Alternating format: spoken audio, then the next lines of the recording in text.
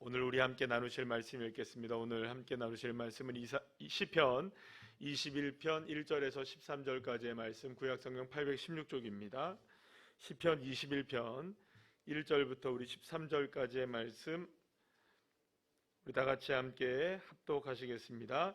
여호와여, 왕이 주의 힘으로 말미암아 기뻐하며 주의 근원으로 말미암아 크게 즐거워하리이다. 그의 마음의 소원을 들어주셨으며 그의 입술의 요구를 거절하지 아니하셨나이다. 주의 아름다운 복으로 그를 영접하시고 순금관을 그의 머리에 씌우셨나이다. 그가 생명을 구하며 주께서 그에게 주셨으니 곧 영원한 장수로소이다. 주의 구원이 그의 영광을 크게 하시고 존귀와 위엄을 그에게 입히시나이다. 그가 영원토록 지극한 복을 받게 하시며 주 앞에서 기쁘고 즐겁게 하시나이다. 왕이 여호와를 의지하오니 지존하신 이의 인자함으로 흔들리지 아니하리이다. 왕의 손이 왕의 모든 원수를 찾아내며 왕의 오른손이 왕을 미워하는 자들을 찾아내리로다. 왕이 노하실 때에 그들을 풀무불 같게 할 것이라. 여호와께서 진노하사 그들을 삼키시리니 불이 그들을 소멸하리로다. 왕이 그들의 후손을 땅에서 멸하며 그들의 자손을 사람 중에서 끊으리로다. 비록 그들이 왕을 해하려 하여 음모를 꾸몄으나 이루지 못하도다. 왕이 그들로 돌이서서 하며 그들의 얼굴을 향하여 활시를 당기리로다. 여호와여, 주의 능력으로 높임을 받으소서. 우리가 주의 권능을 노래하고 찬송하게 하소서. 아멘. 자리에 앉으시겠습니다. 옆에 있는 분들과 인사 나누겠습니다. 반갑습니다.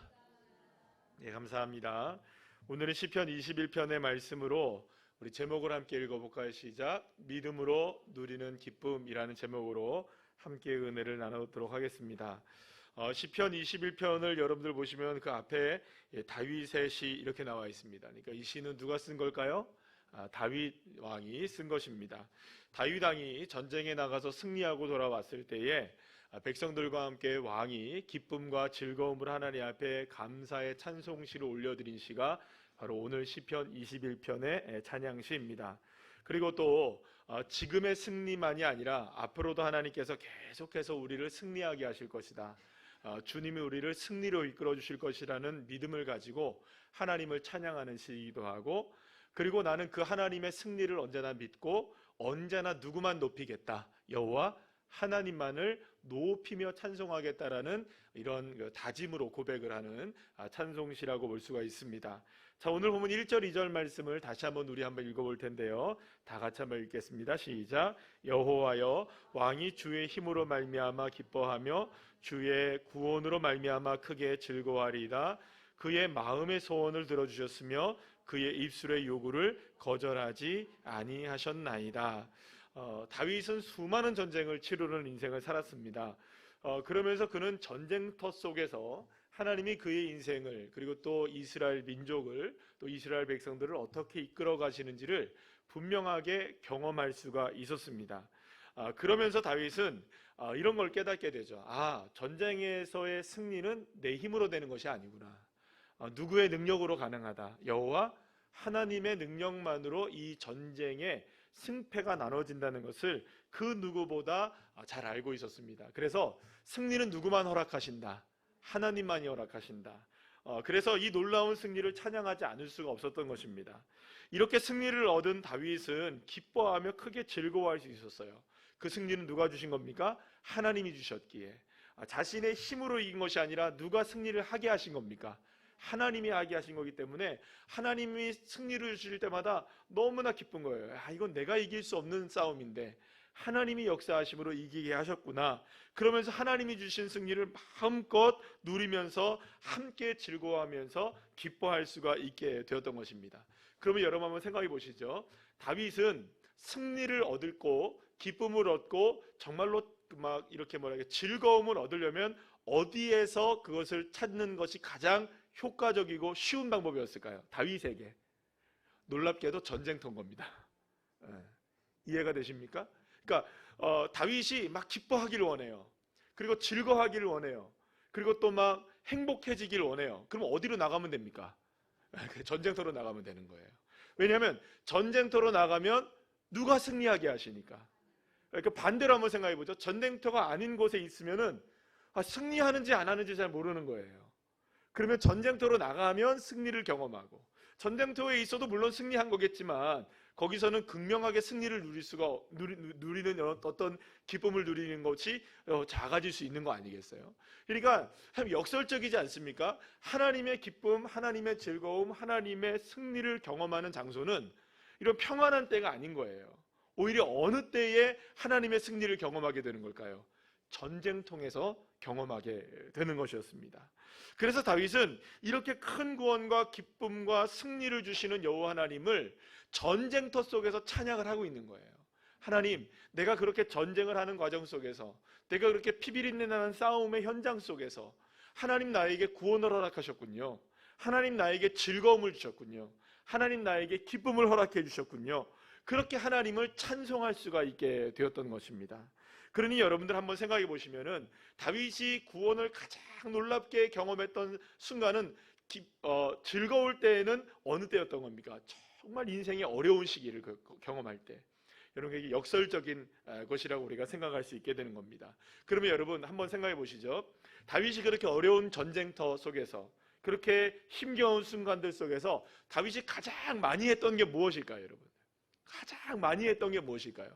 다윗이 뭘 가장 많이 했을까? 자, 오늘 보면 2절 말씀을 보면 이렇게 얘기합니다. 그의 입술의 요구를 거절하지 아니하였나이다 라고 얘기합니다. 따라합시다. 입술의 요구. 멋있죠? 이 뭘까요, 여러분들? 두 글자로. 그렇죠, 기도죠. 입술의 요구를 한 거예요. 하나님 앞에 정말로 요구한 겁니다. 하나님 앞에 입술로 고백을 하면서 마음을 다해서 하나님 앞에 기도했던 것이죠. 그 전쟁터 속에서 칼을 들고 싸우고 활을 쏘는, 그리고 막 어떨 때는 막 피해 다녀야 되는 그런 정말로 절체절명의 위기, 생명이 오고 가는 그런 위기 속에서 다윗이 한 것은 무엇이었는가? 입술의 요구를 하나님께 올려드린 겁니다. 기도를 했던 것이죠. 그러니까 다윗이 가장 많이 했던 건 뭘까요? 칼싸움이라니까 좀 이상한데, 칼로 싸우는 일을 제일 많이 했을까요? 기도를 더 많이 했을까요? 아마도 다윗은 자기가 전쟁터에 나가서 싸우는 순간보다 기도를 더 많이 했을지도 몰라요. 그러니까 늘 언제나 다윗은 전쟁통에서 무엇을 했던 겁니까? 입술의 요구를 항상 하나님 앞에 기도를 아랬던 것이에요. 다윗이 이렇게 전쟁 속에서 기쁨과 즐거움을 얻을 수 있었던 것은 끊임없이 기도가 끊어지지 않았기 때문이었던 겁니다. 사랑하는 여러분, 간절한 기도, 정말로 끊이지 않는 기도, 정말로 하나님 앞에 마음을 다하는 그 기도가 결국에는 다윗의 승리의 기쁨을 누릴 수 있게 만들었던 것입니다. 그렇기 때문에 여러분들, 저와 여러분에게 있어서 그냥 전쟁터가 우리를 기쁘고 즐겁고 승리하게 하는 게 아니라는 거예요. 많은 사람들이 또 동일한 전쟁터의 삶을 경험하고 있는데요, 그 속에서 어떤 사람들은 승리를 경험하는 반면 어떤 사람들은 계속해서 전쟁의 고통만 경험하는 거예요. 똑같은 그리스도인들이라 할지라도, 똑같은 하나님의 사람이라 할지라도 차이가 무엇이냐? 입술의 요구가 있느냐 없느냐, 기도가 끊어지느냐 끊어지지 않느냐. 여러분, 그런 의미에서 사탄이 저와 여러분에게 가장 빼앗아가기를 원하는 게 뭔지 아세요? 입술의 요구를 빼앗아가기를 원해요. 기도를 빼앗아가기를 원하는 거예요. 그러니까 어떤 방식이든지 기도를 할 수 없게 하려는 것이 누굴까요? 사단의 계략인 거예요. 그러니까 우리가 오늘을 살아오면서 일어났던 수많은 일들 속에서 그 어떤 것은 때로는 그것이 하나님 앞에 기도할 순간이었음에도 불구하고 그것으로 인하여서 기도를 뺏겨버리는 순간이 있었다면, 이 마귀는, 사탄은 무엇을 사용한 것일까요? 그 상황을 사용하여 우리의 기도를 빼앗아가는 것이 됩니다. 그런데 여러분, 놀라운 것은요, 우리가 기도를 열심히 합니다. 수요일날 이 비가 오는데도 주님 앞에 나와서 기도하는 여러분, 예배하는 여러분들은 기도 많이 하시는 분들이시죠? 아멘. 앞으로 더 많이 하실 줄 믿습니다. 기도를 많이 하세요. 기도를 많이 하시고 기도에 그래도 일가견들이 다 있으신 분들입니다. 기도에 대한 이야기를 해보라고 하면 아마도 여기 있는 분들이 저보다 더 많이 기도에 관한 이야기를 하실 수 있는 분들이라고 생각해요. 그런데 여러분들 경험하신 적 혹시 있지 않으십니까? 정말로 우리가 기도가 습관이 되어서 오랜 시간 동안 기도의 재단을 쌓고 기도를 오랜 시간 동안 우리가 훈련을 받고 기도를 정말로 많이 하는 시간들을 오랜 시간 보낸다 할지라도 그렇게 기도에 이렇게 말하면 좀 공력이라고 하면 좀 그렇지만 우리의 이렇게 쌓이잖아요. 기도에 이게 참 단어가 어렵네요, 그죠? 기도의 습관들이 쌓이게 되고 기도의 어떤 이런 쌓이잖아요, 그죠? 어쨌든 단어를 표현하기가 좀 어려운 것 같아요. 그래서 이 기도가 계속해서 쌓여나가면 나도 모르게 저절로 기도가 되는 때가 있습니다, 여러분들. 기도하지 않으려고 해도 저절로 기도가 되는 거예요. 저절로 막 돼. 그럴 때는 여러분들 놀랍죠? 가만히 있어도 막 기도가 되고, 막 기도가 막 나오고, 찬송이 막 나오고, 막 기도의 시간이 막 기다려지고, 기도를 막 하는데 막 마음이 설레지고, 그 어느 때보다 눈을 뜨면 막 기도하기를 원하고, 할렐루야. 그런 때가 우리에게 있긴 있습니다, 그죠? 그런데 여러분들 그렇게 기도에 재단을 많이 쌓고 기도를 오랜 시간 동안 습관을 들이면서 많은 기도의 단을 이렇게 쌓아도요, 이 놀랍게도요 무너지는 거는 1시간이면 끝납니다. 1시간도 안 걸려요. 기도를 잃어버리는 거는 10분이 뭐예요, 여러분들? 1분도 채 안 걸려서 10년 동안 내가 기도했던 재단을 쌓는 기도도 1분 딱 그 순간이면요, 여러분들 더 이상 기도 안 하는 사람이 될 수 있어요. 내가 20년을 기도하는 사람이었다 할지라도 딱 한 시간에 어떤 한 가지의 일로 인하여서 기도가 멈춰지는 인생들이 될 수 있어요, 여러분들. 여러분 혹시 그런 일들을 경험하신 적 있으십니까? 그래서 여러분들 그런 생각을 하셔야 돼요. 기도는 습관으로 하는 것이다라는 얘기를 많이 하잖아요. 그런데 여러분 기도가 습관이 돼서는요, 습관이 안 들어지는 게 기도예요. 절대로 기도와 예배는 습관이 들어지지가 않아요. 처절하게 싸우셔야 됩니다. 그래서 지난 주일날 오후 예배 때 제가 말씀드린 것처럼 기도와 예배는 정말로 하나님을 바라보는 그 시간은요, 사명을 감당하듯 처절하게 하셔야지 돼요. 습관으로 되는 것처럼 하는 기도가 된다면 여러분들 습관 무너지는 거 1분이면 끝나버리는 거예요. 여러분들 마귀가요 가만히 두는 줄 아십니까? 아무리 10년, 20년, 30년을 그렇게 믿음으로 기도의 공력을 쌓으며 살아간다 할지라도 여러분들 한 가지 일에 우리의 시험이 들기 시작하면요, 기도는 온데간데 없어지고 주님을 향한 원망과 불평만 늘어놓을 때가 있는 게 우리의 인간의 모습인 거예요. 그러니까 이 말은 무슨 말이냐? 결국에는 사단은 원수 마귀가 우리에게서 가장 빼앗아가려고 하는 게 뭘까요, 여러분들? 기도의 모습인 거예요. 어떻게 해서든 우리의 입술의 고백이 드러나지 못하도록, 하나님 앞에 우리의 마음을 쏟아내지 못하도록, 주님의 도우심을 간구하지 못하도록 하는 게 누구냐? 마귀가 하는 일이에요. 사탄이 하는 일이에요. 사랑하는 여러분, 그걸 깨트릴 수 있는 방법이 뭔지 아세요, 여러분들? 습관으로 이기자. 천만의 말씀이요. 습관으로 될 것 같죠, 여러분들? 안 됩니다. 안 돼요. 그래서 정말로 처절하게 믿음으로 싸워내셔야 되는 거예요. 주님을 바라보는 기도의 자리에 처절하리만큼 나오기 위해서 그러니까 물론 우리의 노력으로 한다는 말이 아닙니다. 이거는 내 노력으로 해서 기도를 하자 이런 이야기를 하는 게 아닙니다. 기도가 습관처럼 되는 기도가 되지 않고 정말로 하나님을 막 바라보려고 막 우리의 삶 속에서 정말로 주님을 향하여 믿음으로 간구하려고 애쓰는 애씀이 있어야 되는 거예요. 사명으로 여러분들 감당을 하셔야 된다는 거예요. 그렇게 오늘도 이 표현을 어떻게 해야 돼요? 꾸역꾸역 그렇게 기도하셔야 돼요, 여러분들. 어떻게 해서든지 하나님 앞에 기도의 자리를 애써 만드셔야 되는 거예요. 한번 그냥 하다 보면 저절로 되겠지. 절대 아닌 거예요, 절대. 그래서 여러분들 생각해 보면 이 다윗이 전쟁터에서 기도를 많이 하고 거기에서 기쁨과 즐거움과 행복을 많이 누렸던 이유 중에 하나는 뭐냐면, 당장에 싸우는 데 있어서 싸움이 중요합니까? 기도가 중요합니까?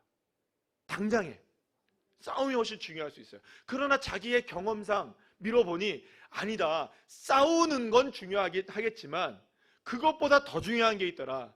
내가 오늘 이 시간 이걸 뺏기면 안 되는 거예요. 칼을 들고 나아가서 싸우는 것은 중요하지만 이걸 뺏겨버리는 순간 안 되는 거예요. 기도. 그러면 여러분 뭘 해야 될까요? 처절하게 뭐 해야 될까요? 나가서 싸우기 전에 활이 날라와도 내가 오늘 뭘 안 했으면 기도해야 되는 거예요. 그 자리를 찾아 나가야 되는 거예요, 여러분들.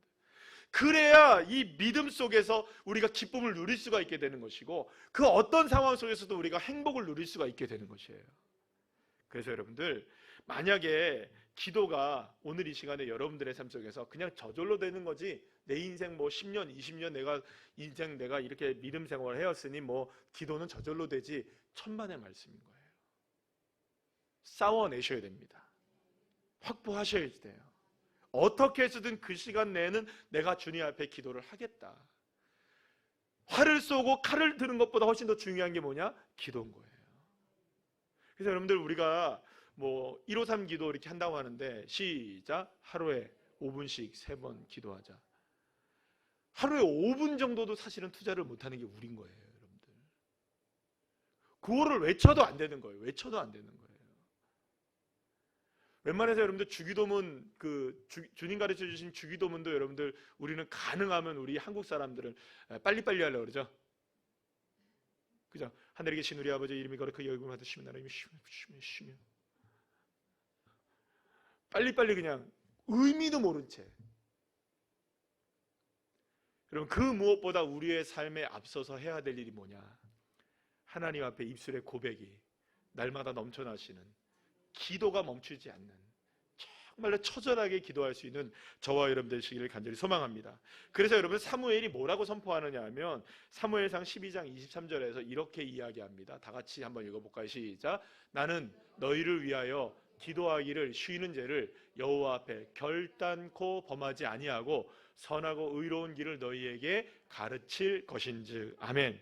사무엘이 기도를 쉬지 않겠다고 선언한 것은 그만큼 기도가 무엇이기 때문에, 절박한 것이기 때문에 그런 거예요. 어떠한 상황이 펼쳐진다 할지라도 기도만큼은 내가 쉬지 않겠다. 어떠한 상황이 내가 다가온다 할지라도 기도가 먼저 이루어지게 하겠다. 여러분들 저와 여러분의 다부진 각오와 이런 실제적인 저와 여러분의 실제적인 행함이 좀 있어야 됩니다. 그래서 여러분, 사실은 저와 여러분에게 있어서 기도의 자리에 있는 것만큼이나 중요한 게 없는 거예요. 예배의 자리, 기도의 자리. 그래서 열심히 있는 거 좋습니다. 다른 열심히 있는 거 다 좋고, 또 뭐 봉사하고 헌신하는 거, 또 뭐 아는 것 하나님 앞에 올려드리는 거 너무나 귀한 일이에요. 그런데 여러분들, 진짜 중요한 일은 뭐냐? 진짜 중요한 일은 예배의 자리에 있어야 될 때 있어야 되고요. 특히 기도의 자리에 있을 때 기도의 자리에 있는 사람들. 물론 이렇게 얘기합니다. 나 기도의 골방이 있어요, 집에. 감사한 일이죠. 집에 기도의 골방이 있으시기를 축복합니다. 뭐 없으면 어떻게 뭐 하나 만드시든가, 뭐 박스를 가지고 만드시든가, 냉장고 박스 하나 갖고 오셔서 만드시든가, 어디서 거 안에 들어가서 하시든가, 뭐 골방을 어떻게든 만드시든지 만들어 보시면 좋아요. 뭐 그게 있어도 이거 좋아요. 근데 난 그거 있으니까 나는 뭐 교회에는 나 합니다, 이렇게 얘기하지 마셔요, 여러분들. 물론 개인의 기도의 골방도 중요하지만 우리가 함께 기도해야 되는 교회에서의 기도도 너무너무나 중요한 거예요. 여기서 영적인 힘을 받으시고 세상에 나가서도 기도하시고. 그래서 사실은 어떻게 보면은 한국 교회의 가장 큰 영적인 자산은, 그 무엇보다 바꿀 수 없는 한 가지 영적인 자산은 새벽 기도예요. 새벽 기도. 아멘. 아멘. 만약에 새벽에 여러분들이 일어나지 못하셨걸랑, 오늘은, 내일은 혹시라도 못 일어나시는 분들이 있걸랑 뭐 죄책감을 가질 필요는 없으시어요. 그냥 뭐 유튜브 들으시면 되니까, 그죠? 그러나 유튜브는 꼭 들으셔고 오늘 그거는 까먹지 않고 유튜브로 큐티를 하시면서 또 말씀을 들으시고. 아멘. 그래서 하루에 그 영의 양식으로 기도의 자리에서 내가 오늘 하루를 출발한다는 그 자체가 얼마나 놀라운 일인지 여러분들 아셔야 되는 거예요. 오늘 낮에 저희 그 딸내미가 문자를 보냈어요. 이 찬양을 한번 들어보라고. 말씀에 딱 맞는 찬양이라고. 그래서 그 찬양을 들으면 너무너무나 좋아요. 오늘 오후에 한참 동안 제가 듣고 있었어요. 오늘 그거 하려니까 조금 어려워서 못했어요. 언젠가 또 할 것 같아요. 좋은 찬양이더라고요. 그래서 그래요, 여러분들. 사랑하는 여러분, 저와 여러분이 어떤 상황 속에서도 우리가 기도가 앞장설 수 있는, 기도를 쉬는 것을 뭐라고까지 표현하느냐? 사무엘은 죄라고까지 표현을 하잖아요. 그러니까 기도하는 것을, 쉬는 것을 죄다 이렇게 생각해 보면 달라지는 거예요, 여러분들. 해도 되고 안 해도 되고에 대한 문제가 아닌 거죠. 그래서 여러분들, 사무엘과 오늘 본문에 나오는 이 다윗을 비롯한 많은 기도의 사람들이 이렇게 기도에 전념할 수 있었던 것은, 내가 처해 있는 상황이 어떠하든 그 상황 속에서 하나님과 함께하는 시간이야말로 가장 은혜로운 시간이다. 싸우는 것도 중요하고 뭐 하는 것도 중요하고 다 중요하지만 가장 중요한 것은 하나님과의 교제의 시간, 만남의 시간, 기도의 시간, 그것이라는 것을 경험했던 것입니다. 그러니 여러분들, 기도를 통하여서 지금 내가 비록 어두운 사망의 음침한 골짜기를 걸어간다 할지라도 그 순간에 내가 하나님 앞에 기도하는 믿음이 될 때에 그 자리가 어떤 자리가 되느냐? 음침한 골짜기가, 사망의 음침한 골짜기가 기도할 때 무엇으로 바뀌게 되느냐? 푸른 풀밭으로 바뀌게 된다는 것이죠. 그러니까 여러분들 생각해 보세요. 그 사망의 음침한 골짜기를 걸어가려고 하는 그때 기도하는 것 쉬울까요? 어려울까요? 쉽지는 않습니다. 기도가 쉽다고 얘기하는 게 아닙니다, 여러분들. 제가 말씀드렸잖아요. 처절하게 생각하셔야 된다고. 그만큼 기도라는 것은 결코 쉬운 일이 아닙니다. 그러나 그 기도하는 그 시간보다 더 좋은 시간은 없는 것이죠. 왜냐하면 이 기도를 통하여 하나님은 기쁨을 우리에게 허락해 주시고 즐거움을 회복하게 하시고 그 무엇보다 궁극적으로 우리에게 승리를 허락해 주시기 때문입니다. 그러니 여러분, 이렇게 우리가 사망의 음침한 골짜기를 다윗처럼 걸어가는 인생이라 할지라도 저와 여러분이 무엇에 대해서 집중하셔야 되느냐? 하나님을 만나는 그 기도의 시간, 정말로 우리의 입술에 고백을 드릴 수 있는 그 시간이야말로 하나님 앞에 가장 소중한 시간임을 아셔야 됩니다. 그래서 뭐 기도가 잘 안 되시걸랑 무엇이라도 하셔야 됩니까, 여러분들? 찬송이라도 부르시고, 찬송이 또 더 은혜로울 수 있는 거죠. 또 찬양을 한다거나 기도를 드린다거나 하나님의 말씀을 묵상한다거나, 여러분들 그런 일들이 저와 여러분의 날마다 정말로 하나님 앞에 간절한 마음으로, 모습으로, 처절한 모습으로 우리가 이거는 쉬면 안 되는 거구나, 쉬면 뭐가 된다?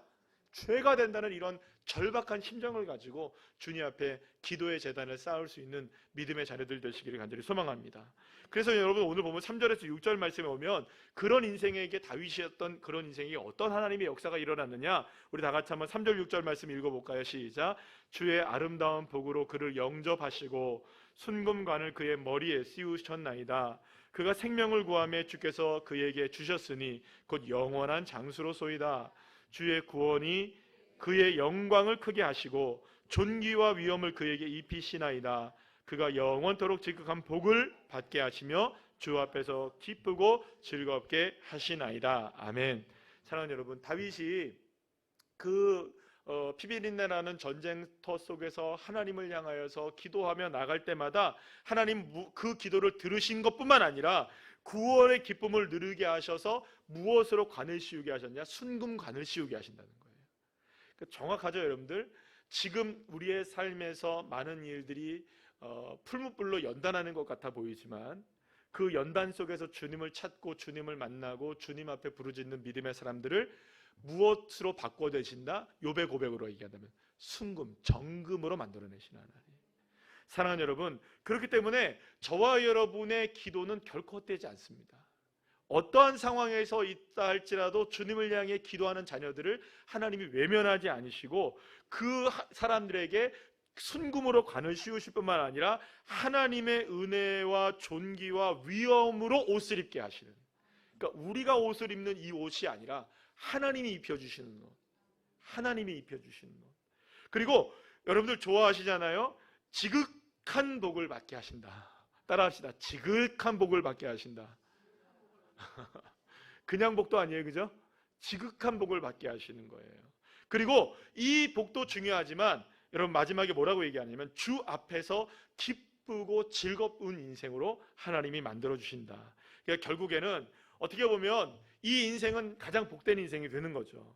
왜냐하면 그 어떤 상황에 있다 할지라도 하나님 앞에 기도하고 주님을 의지하고 믿으며 나갔을 때에 그 인생을 지극한 복을 누리게 하실 뿐만 아니라 기쁨과 즐거움으로 회복하게 하시는 축복을 허락해 주신다는 거니까, 여러분들, 다윗은 인간이 누릴 수 있는 가장 최대의 행복을 누구를 통해서 누리냐? 하나님을 통해서 지금 누리고 있는 것이죠. 자, 그렇다면 이렇게 다윗이 이런 놀라운 복을 누릴 수 있었던 이유는 어디에 있느냐? 때를 얻든지 못 얻든지 하나님을 바라보는 자리에 나아가고, 하나님을 의지하는 자리에 나가고, 오직 나의 인생을 누구의 영광으로 쓰임받기를 원했을 때, 하나님께 쓰임받기를 원했을 때, 사랑하는 여러분, 그때 하나님은 큰 영광을 드러내시는 줄로 믿으시길 바랍니다. 사울의 칼을 피해 다녔던 위험한 순간이 다윗에게 얼마나 많았겠어요. 때로는 여러분들 침을 흘리면서 미친 척을 하면서 행동에 살아남아야만 했던 그때도 다윗에게는 있었습니다. 그러나 그 모든 순간에 다윗은 빠짐없이 주님을 찬양했어요. 주님 앞에 기도했어요. 주님 앞에 나아갔어요. 그 모든 순간에 절체절명의 위기 속에서도 사울의 칼이 바로 앞에 이게 다가옴에도 불구하고 그 상황 속에서도 주님께 예배하는 자리에 나아가고, 여러분, 사람들이 이렇게 생각합니다. 좋은 환경 속에서 좋은 결과가 나온다고 생각을 많이 해요, 사람들이. 물론 여러분들 좋은 환경 속에서 좋은 결과가 나올 수도 있겠죠. 그러나 여러분, 반드시 그런 것만은 아닙니다.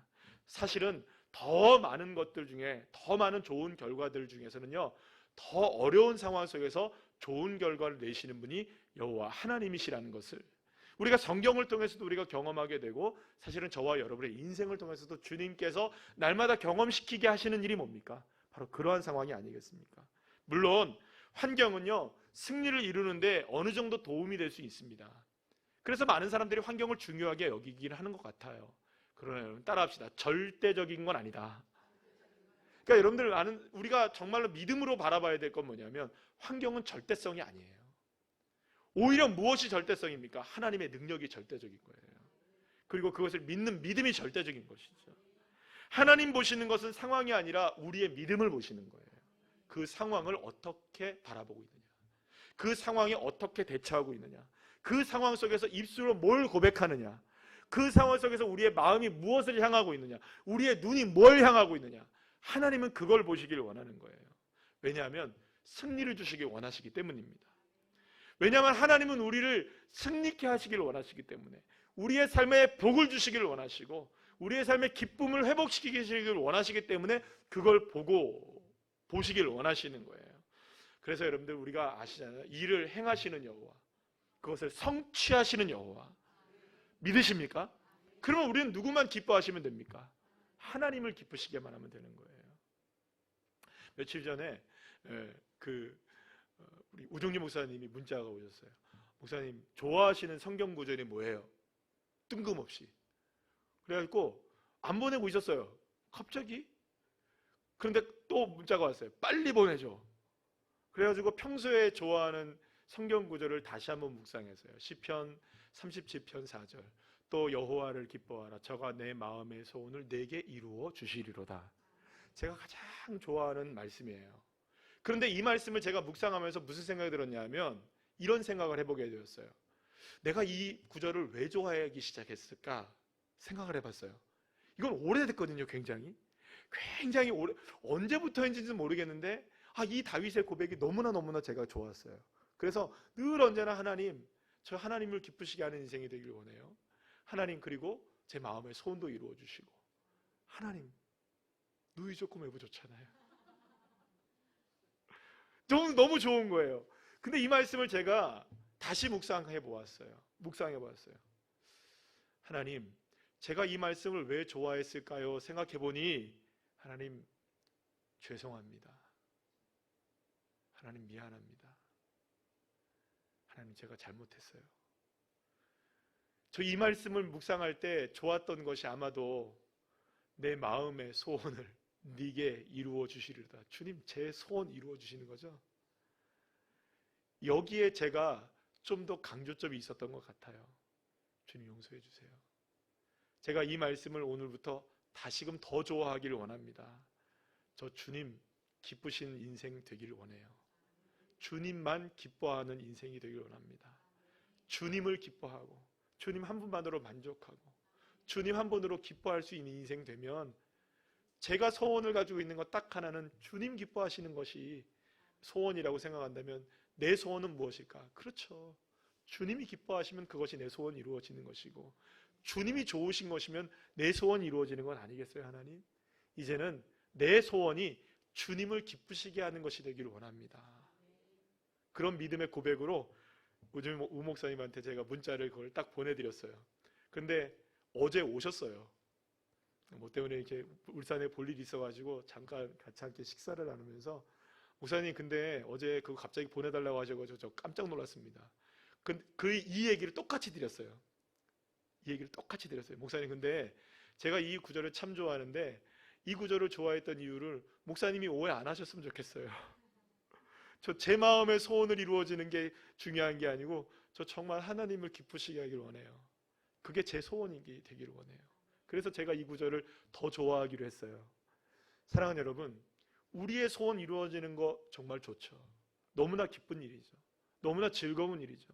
그러나 주님이 정말 원하시는 게 뭘까요? 정말 주님이 좋아하시는 게 뭘까요? 정말로 주님이 저와 여러분을 향해서 기뻐하시는 게 뭘까? 그저 하나님 한 분을 기뻐할 수 있다면, 하나님 한 분을 즐거워할 수 있다면, 하나님 한 분을 정말 소망할 수 있다면, 그것으로 내 소원이 될 수 있다면 사랑하는 여러분 생각해 보십시오. 주님이 기뻐하시는 일이 내 소원이 되는 것이 좋을까요? 내 소원을 하나님이 이루어 주시는 그 작은 틀에 갇혀서 살아가는 게 좋을까요? 저는 큰 틀에서 논렵니다. 하나님의 기쁨을 위해 사는 인생. 우리가 어떤 형편과 사정에 우리가 처했다 할지라도 주님을 늘 찬양하며 주님만을 기뻐하며 주님만을 바라보는 믿음이 될 때 하나님은 그 상황 속에서도 하나님의 역사를 일으켜 세워주시는 겁니다. 그래서 여러분들 오늘 보면 7절 말씀 한번 보실까요? 시작. 왕이 여호와를 의지하오니 지존하신 이의 인자함으로 흔들리지 아니하리이다. 아멘. 사랑하는 여러분, 그 아산도 끝쪽에 나가 보니까는 이제 제법 억새풀이 이렇게 또 올라오더라고요. 그쵸, 이렇게 바람에 막 흔들리잖아요. 여러분들 우리가 뭐 그게 편견인지는 모르겠지만 그 바람에 흔들리는 거는 갈대뿐만이 아니고요, 여자의 마음뿐만 아니고 남자도 흔들리고 다 흔들립니다. 모든 인생들이 살짝 우리의 인생에 바람만 불어도 확 흔들려 버려요. 제가 방금 말씀드렸잖아요. 10년, 20년 우리의 믿음 생활하면서 기도의 공력을 그토록 쌓아도 시험 드는 건 한순간이라고. 한순간에 바람이 불면요, 우리 삶이, 우리의 믿음이 어떻게 지금까지 믿음을 그렇게 갖고 있었음에도 불구하고 주님을 떠나는 건 일도 아닌 거예요. 우리가 그렇게 전락해버릴 수도 있다니까요. 그런데 여러분, 다윗이 고백하는 게 뭡니까? 하나님, 나 영원히 주님 붙잡아 주셔요. 나 흔들리지 않기를 원합니다. 주님 나를 붙잡아 주셔야 나 흔들리지 않습니다. 내가 주님 인자하심과 주님의 지존하심을 붙들기를 원합니다. 흔들리지 않기를 원합니다.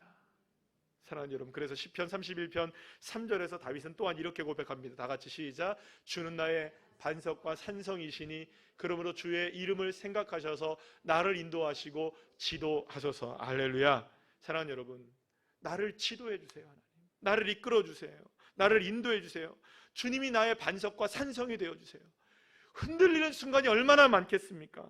여러분, 그러나 그런 순간 속에서도 여러분들 정말로 쓰러지지 않게 하실 수 있는 여호와 하나님이 나를 붙들어 주실 수 있는 그 믿음이 저와 여러분의 믿음이 되기를 원하는 겁니다. 다윗은 자신도 알았어요. 다윗이 여러분들 믿음 좋아요, 안 좋아요? 정말 좋은 인생 아니에요? 그런데 다윗은 고백하는 겁니다. 하나님, 나는 흔들리는 갈대 같은 인생이에요. 그러니 주님 붙잡아 주시지 않으시면 나는 흔들릴 수밖에 없습니다.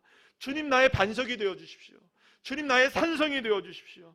그렇기 때문에 이 믿음을 가지고 날마다 주님을 바라보는 인생이 되길 원합니다. 그렇게 여러분들 고백하고 있는 겁니다. 사랑하는 여러분, 다윗은 모든 고난의 상경 속에서 주님을 의지했던 것입니다. 주님이 나를 인도하심을 믿었던 겁니다. 주님이 나를 붙들어 주심을 믿었던 것입니다. 그랬더니 주님이 어떻게 하십니까? 금관을 씌워주시기도 하시고 지극한 복을 허락해 주시기도 하시고 기쁨과 즐거움을 회복하기도 하셨던 것입니다. 사랑하는 여러분, 다윗의 삶을 보면 복 받을 만 한 것 같죠? 정말 부럽죠? 예, 다윗의 인생 자체는 부럽지는 않아요. 그러나 그가 누렸던 하나님과 함께 이런 동행하는 복을 보면 너무나 부러운 거예요. 나도 저렇게 하나님과 함께 동행하는 인생을 살면 어떻게 얼마나 좋을까. 그러면 여러분들 우리도 할 수 있습니다. 믿음으로 가능한 거예요. 다윗은 우리에게 어린 교과서의 모습인 거예요. 그럼 우리 교과서대로 살면 되겠죠? 공부 잘하는 사람은 뭐대로 삽니까, 여러분? 교과서대로 하는 거예요. 다윗이 우리의 교과서 같은 분이에요. 그러니까 여러분들 우리의 삶 속에서 그런 일들이 펼쳐진다 할지라도 정말로 주님께 모든 것을 맡기며 주님 나 흔들리지 않게 해주세요. 수없이 많은 일들이 다가올 때만이라도 나 입술의 고백을 끊어지지 않게 해주세요. 그렇게 주님을 향한 믿음으로 우리의 삶을 이겨낼 때 저와 여러분의 삶 속에서 하나님의 소원 이루게 하시는 그런 놀라운 축복의 자녀들로 세워지게 될 줄로 믿습니다.